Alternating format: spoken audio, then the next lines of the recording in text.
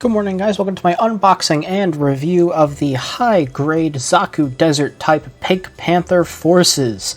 Now, that's a bit of a mouthful. I'm probably just going to refer to this as the Pink Panther Zaku for brevity's sake. This is a 2025 premium Bandai exclusive release that I got for $29, which is a little bit on the expensive side, but that seems to be pretty consistent with how they're pricing these P Bandai Zaku variants, like the HGCDI Zaku 2 Hymo type that I took a look at probably like a week and a half ago. By the time you see this video, maybe 2 weeks.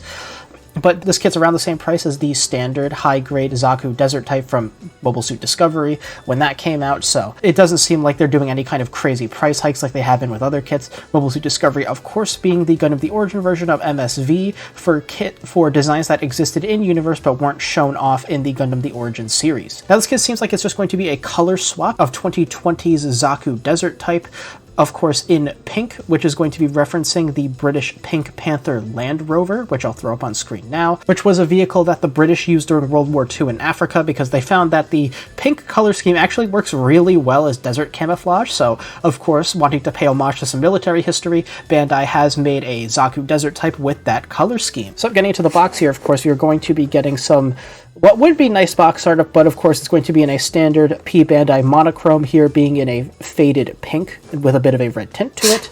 And of course in standard P Bandai fashion, there is going to be next to nothing on the side of the box. So let's get right into it.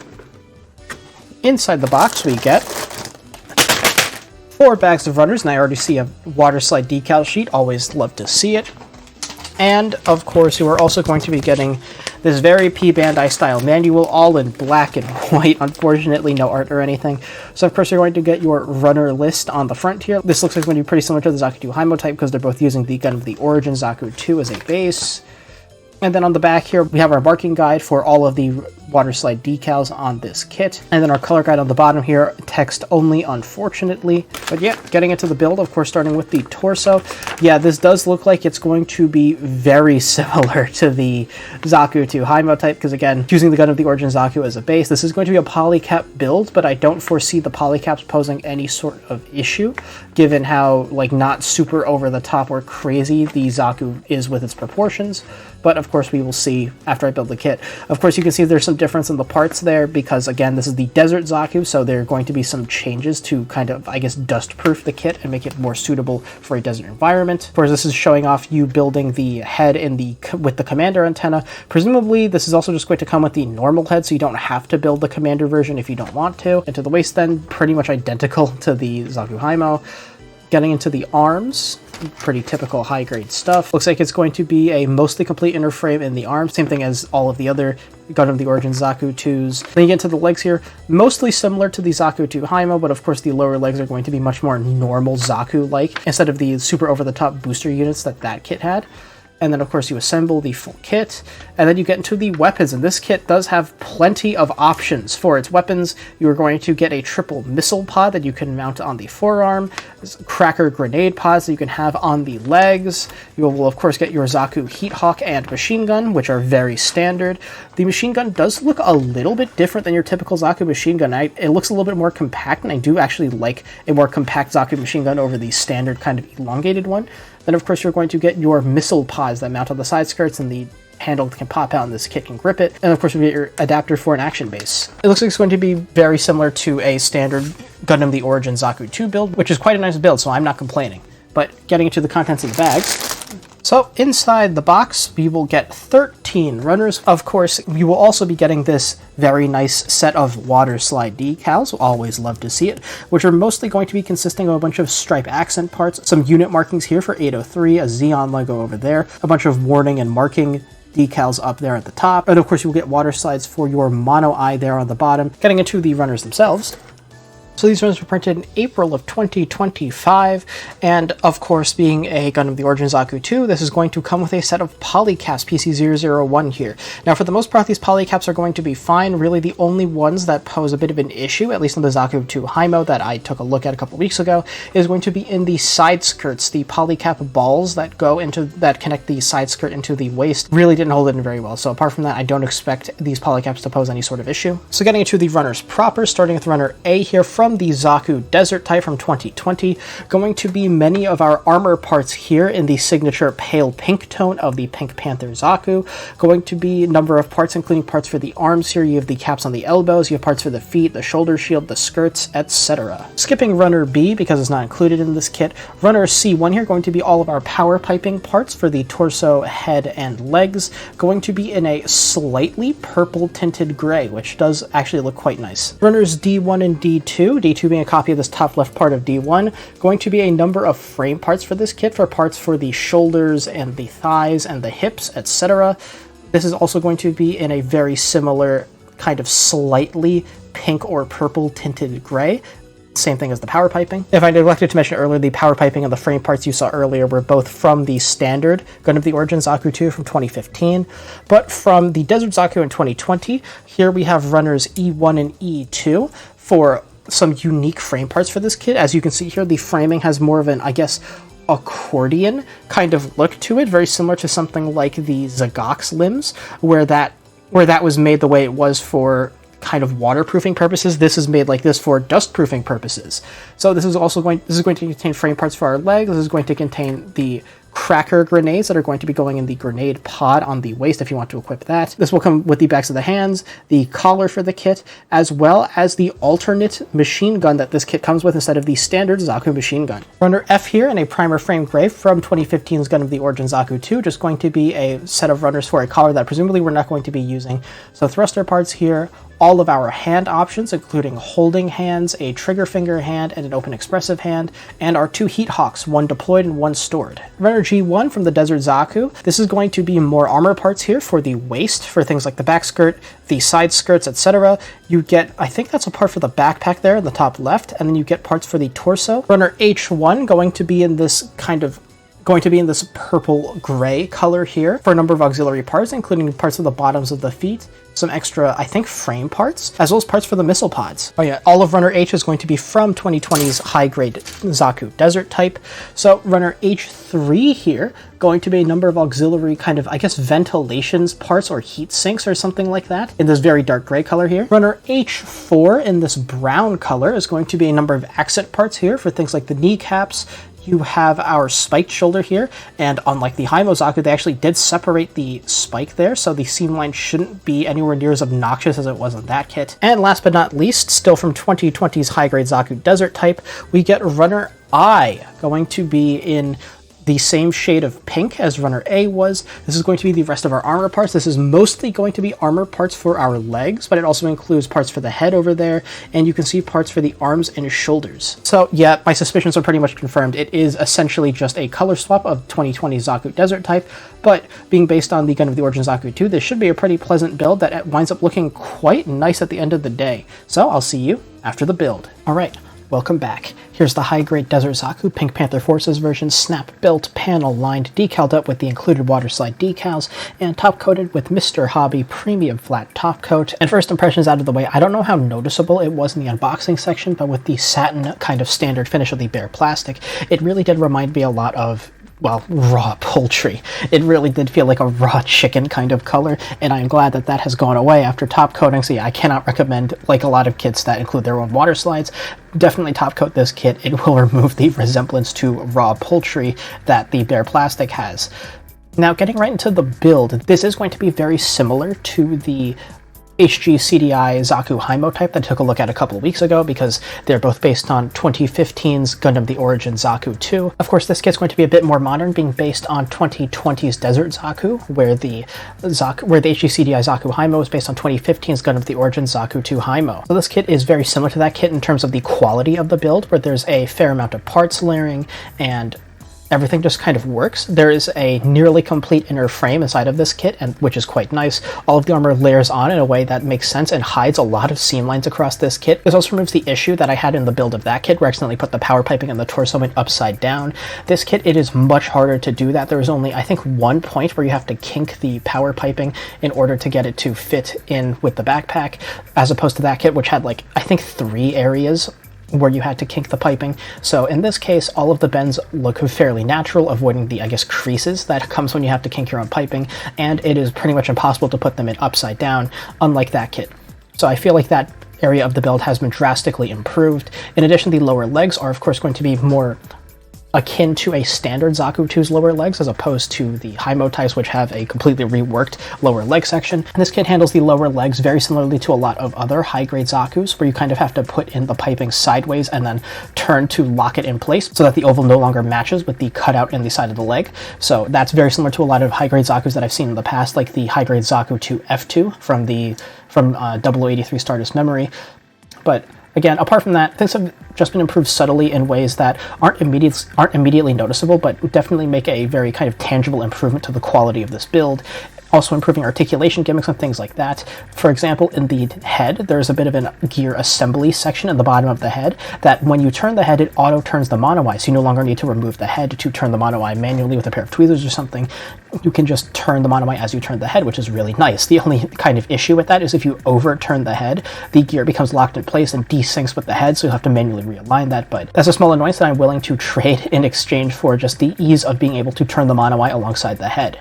So, getting quickly into the seam lines now. The major one, unfortunately, has not been resolved in the forearm here. There's of course going to be a large seam line running down the middle of the forearm. It seems like they haven't figured out how to fix that in high-grade Zaku kits, and it does kind of cut along the side of the cuff to make a kind of detail line.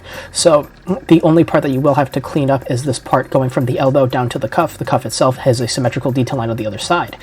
That is pretty much the only major seam line that I noticed on this kit. The other ones in the High-Mo Zaku that have been resolved, for example in the shoulder, in that kit there's a large line running down the middle of the shoulder that wraps around the middle spike there, but they fixed it by offsetting the seam line over here with a symmetrical detail line on the other side, so it just looks like a detail line on the shoulder and it looks quite good, and no longer has that awkward wrap around with the middle spike there. In addition, with the legs, they did something very similar to the shoulder, which split into 3 sections, a section in the middle, 2 on the sides. So the seam lines are actually here on the corners of this piece of geometry to blend in as panel lines, so that looks pretty good. In general, they did a really nice job of cleaning up all the seam lines across this kit, with really the only major ones to worry about going to be the signature Zaku seam lines down the middle of the forearms. So in general, this build is very comparable to that of the issue CGI High-Mo Zaku, but just better in pretty much every way, so I really do like the build for this kit. In terms of build alone, this is almost the favorite of the high-grade Zakus I've built so far, with the Requiem for Vengeance Zaku coming out a little bit better than this. So in terms of aesthetics then, this is pretty much a perfectly color-accurate Desert Zaku Pink Panther Forces version,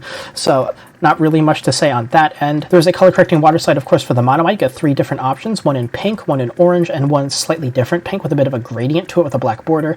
I opted to not use them and just painted in the eye with a bit of metallic pink, although in hindsight I probably should have used a drop of metallic orange to kind of fit the desert theme better and to differentiate it a little bit from a standard Zaku. But in terms on the aesthetics front, it's essentially perfect, and I love the way the water slide decals kind of accentuate everything with all of these stripes all over the place. I will note that the stripes on this shoulder in particular were a little bit annoying. There's a bit of an overhang that just seemed to naturally form when I put the water slide onto the shoulder, so that's just something to keep in mind.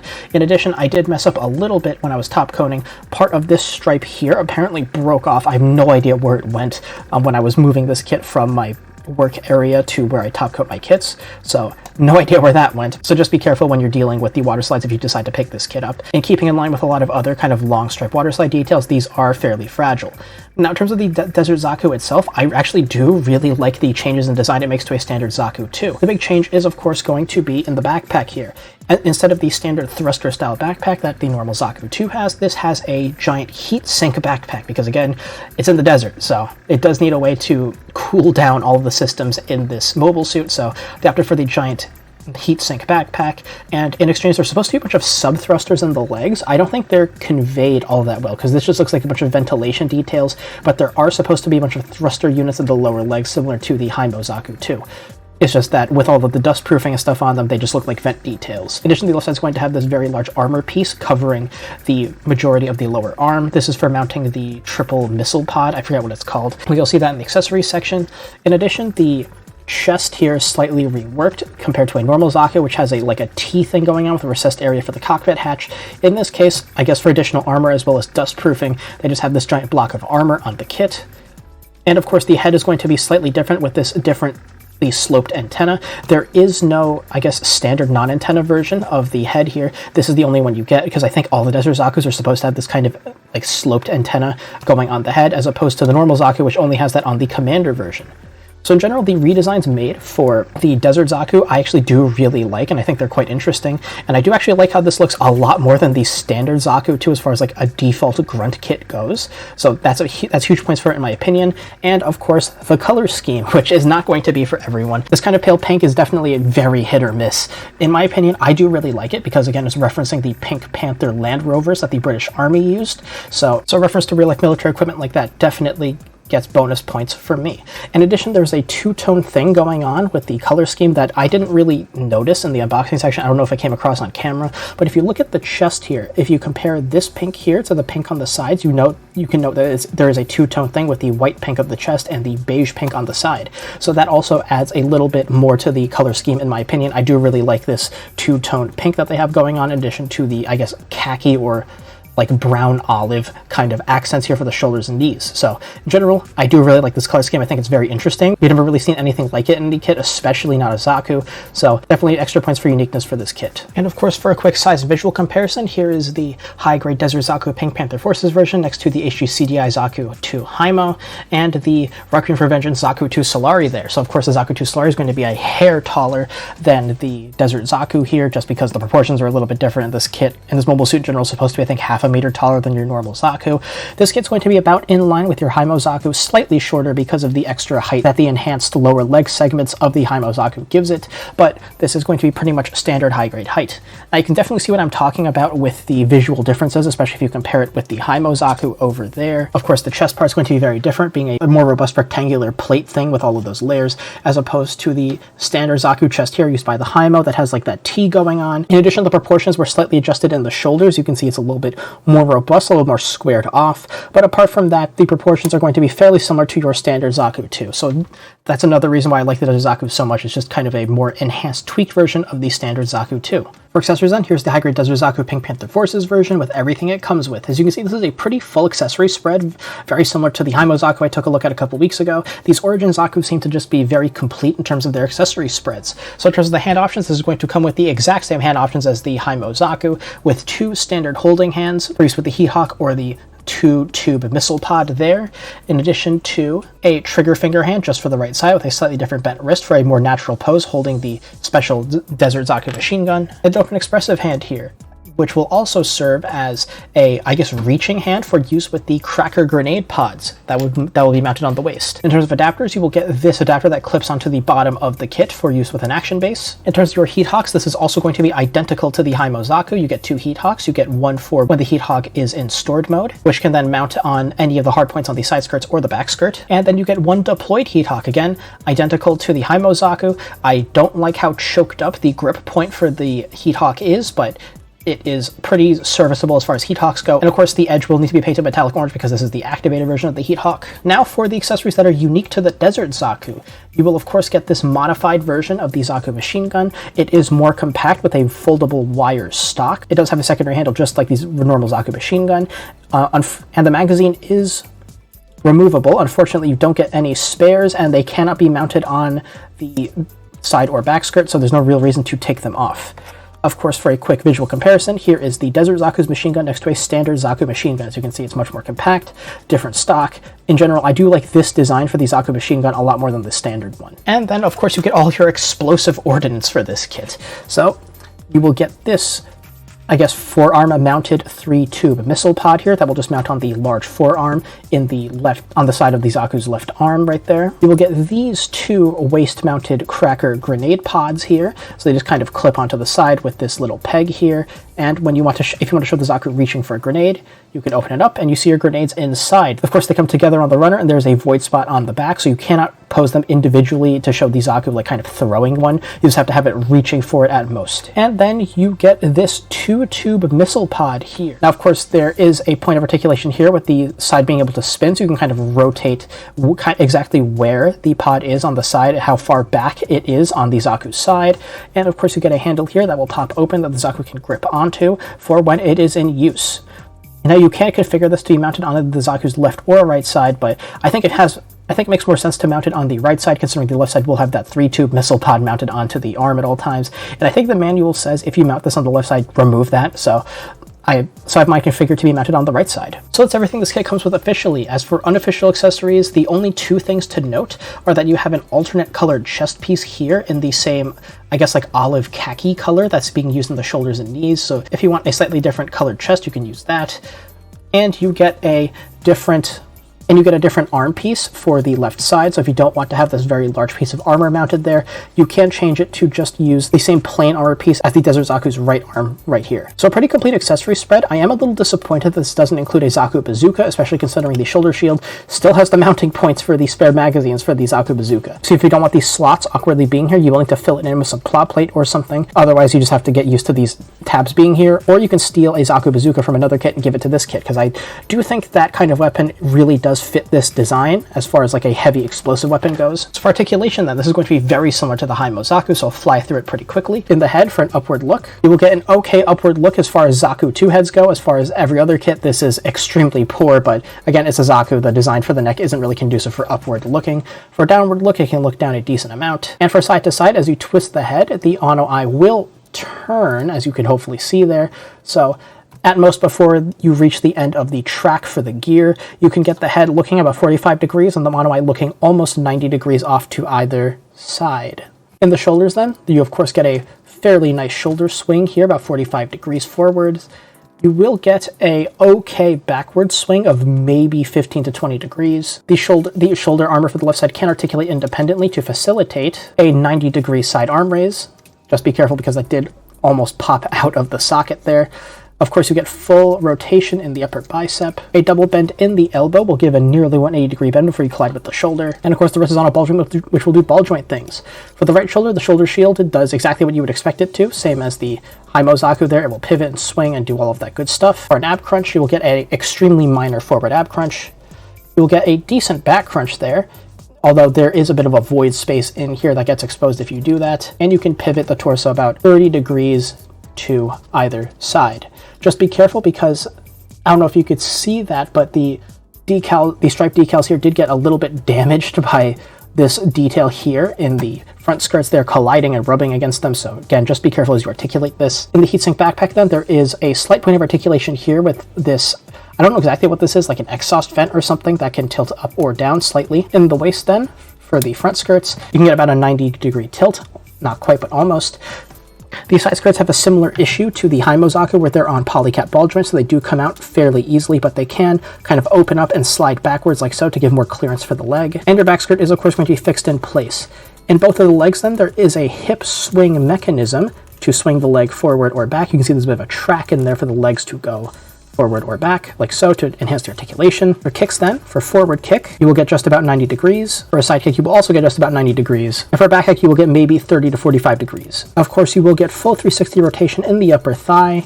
In the leg then, you get a pretty nice double bend, giving over 90 degrees of bend. In addition, there's a bit of an armor separation gimmick where the knee kind of stays still to expose all of this really nice inner frame here, which is modeled to represent the dust proofing of the frame.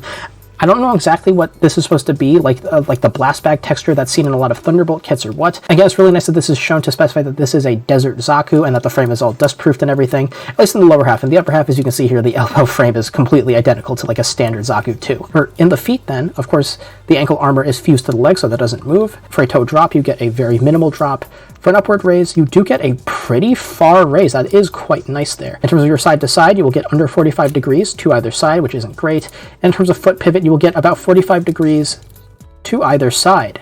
So in general, articulation is quite good in the Desert Zaku, and I do expect this to be a pretty good poser, very similarly to all the other Origin Zakus, including the Zaku High Mode that I took a look at a couple weeks ago. So let's see the articulation in action and some poses. So getting the Pink Panther Zaku into a bit of a spin, starting with the usual running and gunning pose. Here I have a little bit of a twist on it. Here's the offhand kind of firing forward with the 3-barrel missile pod on the forearm here, with the right hand with the machine gun kind of dropped to the side as it's in the middle of this running movement. So this demonstrates a couple of things. One, very similar to the Homage Zaku, and I assume all the other Gundam the Origin Zakus, this is perfectly stable on the ground. As you can see, the design isn't super over the top, and the feet have a very large surface area in contact with the ground, making it very easy to balance. In addition, the large amount of upward ankle movement that this kit is capable of means you can throw the leg out forward quite a bit and bend the knee to make it look very natural in this running pose. This, as you might expect, the Desert Zaku does look very good on the ground, and is probably the preferred way to pose this kit for me and a lot of other people, just have it on the ground.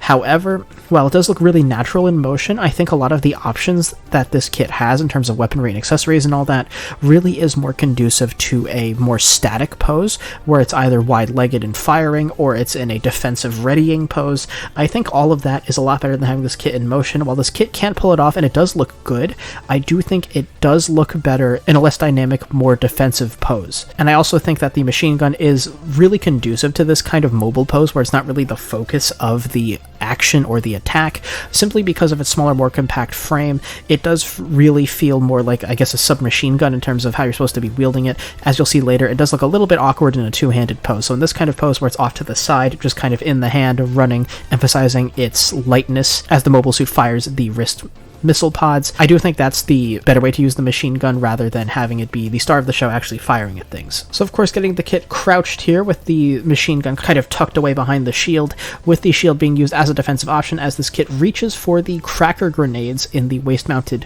grenade pod with its offhand. And this pose also demonstrates a few things. One, this kit does look a little bit awkward reaching for the grenades. I'm pretty sure it's because I didn't tilt the grenade pods. As you'll see in a pose later when I'm in the conclusion section, it does look a lot more natural when you do that, when you tilt the pod so that the hand is more in line with it without needing to bend the elbow at such an extreme angle. This does look a little bit awkward.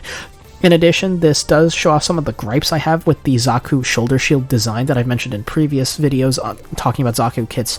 The shield is just a little bit too small to, I guess, believably pose it as a proper defensive option. As you can see here, it's kind of like hiding behind it as best it can. So while it is covering up the arm and the cockpit, which, again, the most important part that you would want covered up, it isn't necessarily the best at protecting the rest of the Zaku. I do think it would look a lot more natural if it were larger, like the Requiem for Vengeance Zaku to Solari. As it is now, not the greatest defensive option, and while this kit can crouch very well, I do think there are better ways to pose it crouching, and this kind of pose here isn't necessarily the best. Having it reaching for the grenades is fun and all, but I do think it works a lot better, one, if you tilt the grenade pod, and two, if it is the secondary action that it is performing and not the main focus, as again, you'll see later when I'm talking about it in the conclusion section. So, decent option. With some tweaks, you might want to consider posing it doing something similar on your shelf. And of course, here's the Pink Panther Zaku in the air on my Action Base 7, doing the very, I guess, typical Zaku pose. If all else fails, you just kind of resort to this kind of pose where it's wide-legged, descending from a leap, firing the machine gun two-handed. And this is demonstrating what I was saying before about the machine gun looking a little awkward in a two-handed pose.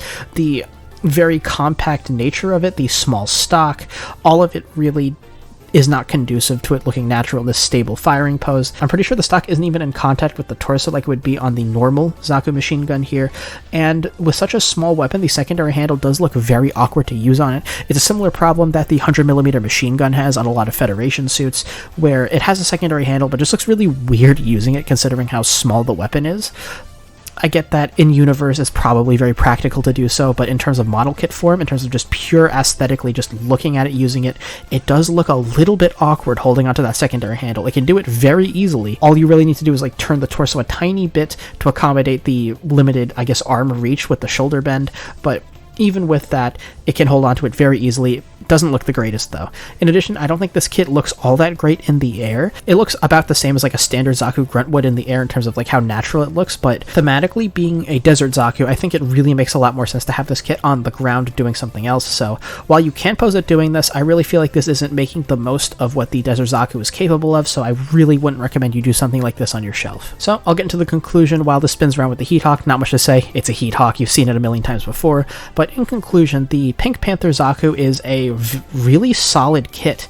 It's building upon the fantastic base that the Gundam The Origin standard Zaku has done, as well as 2020's Desert Zaku, where it's made improvements in several key areas in the build to just kind of make the whole thing a lot less cumbersome and to reduce the amount of, I guess, post-build work you have to do, especially in the realm of seamline cleanup. In terms of the build, very similar to the High-Mo Zaku I took a look at a couple weeks ago, the build is fantastic, and I assume this is the case for all of the other Gundam The Origin Zaku 2s that that this kit uses as a base, but everything layers on quite well. There is an almost complete inner frame. While there are polycaps used in the build is not over the top enough or imbalanced enough that the polycaps ever become any kind of issue. The closest they do become to an issue are, of course, in the side skirts, where the polycap ball joints are a little bit too shallow in the sockets and do tend to pop out quite easily as you articulate the legs to the side. So it's just something to keep in mind, to be careful of. Apart from that, the build is very solid. In addition, this alleviates some of the issues with seam lines. For example, the seam line of the shoulder is strategically moved in order to conceal itself as a panel line very convincingly, and in the legs it is split into a 3-section structure as opposed to the 2 halves sandwiching together that many high grades use, which allows the seam lines to shift themselves off to the side to very easily disguise themselves just in the geometry as panel lines. In addition, the change to the power piping in the torso to make it very hard to put them in upside down,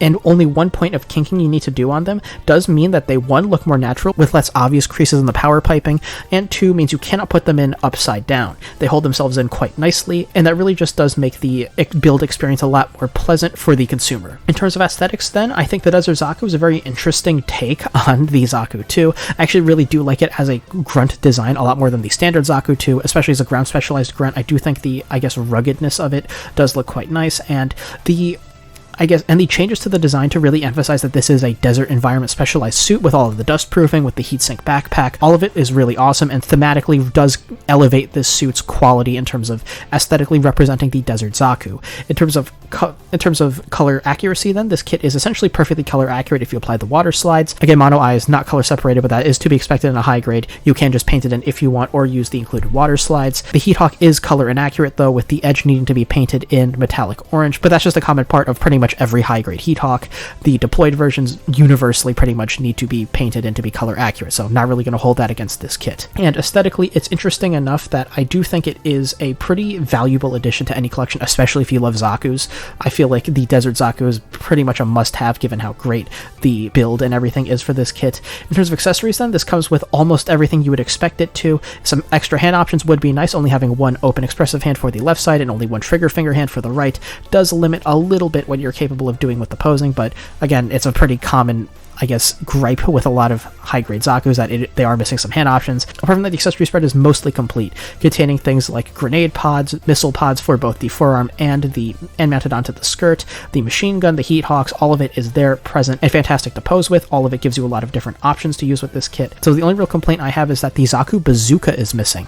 I feel like for a desert kit like this, whose weapon focus is almost entirely based around explosive weaponry, I feel like missing out on the Zaku bazooka is a bit of an odd choice. Also, considering the fact that in the shoulder shield the slots are there to mount the spare magazines for the Zaku bazooka, it is odd that it has been omitted, and it may look a little bit awkward to you to have those mounting points there. So if it bothers you, just be prepared to have some plow plate on hand or something like that. Fill them in, sand it, paint it to match the pale pink that is the main color scheme of this kit. So just something to keep in mind.